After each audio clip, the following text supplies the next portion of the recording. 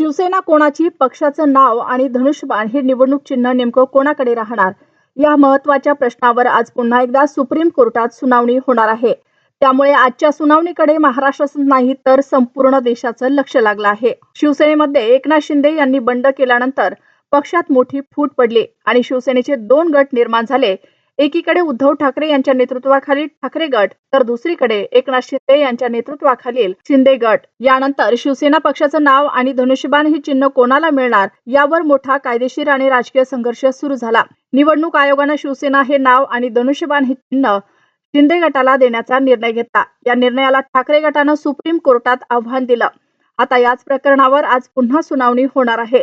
गेल्या काही सुनावण्यांपासून ज्येष्ठ वकील कपिल सिब्बल ठाकरे गटाची बाजू मांडत आहेत. बुधवारी झालेल्या सुनावणीतही सिब्बल यांनी जोरदार युक्तिवाद केला. सिब्बल यांनी एकनाथ शिंदे यांच्या मुख्यमंत्री पदाच्या निवडीवरही प्रश्न उपस्थित केला.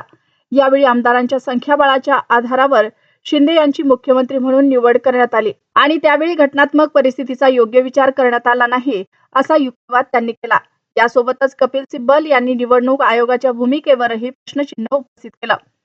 1999च्या शिवसेनेच्या घटनेमध्ये पक्षप्रमुख पदाचा उल्लेख नव्हता, तर ही बाब इतक्या वर्षांनी 2026 मध्ये कशी समोर आली, असा सवाल त्यांनी केला.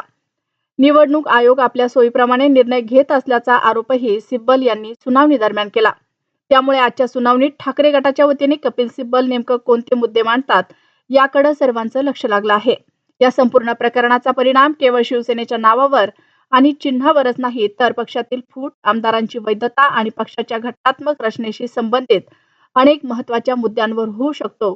दरम्यान सुप्रीम कोर्टाच्या सुनावणीनंतर या प्रकरणाला कोणतं वळण मिळतं आणि शिवसेनेचे नाव व धनुष्यबाण चिन्ह याबाबत न्यायालय काय भूमिका घेतं हे पाहणं महत्त्वाचं ठरणार आहे. आजची सुनावणी त्यामुळे शिवसेना आणि महाराष्ट्राच्या राजकारणासाठी अत्यंत महत्त्वाची मानली जात आहे.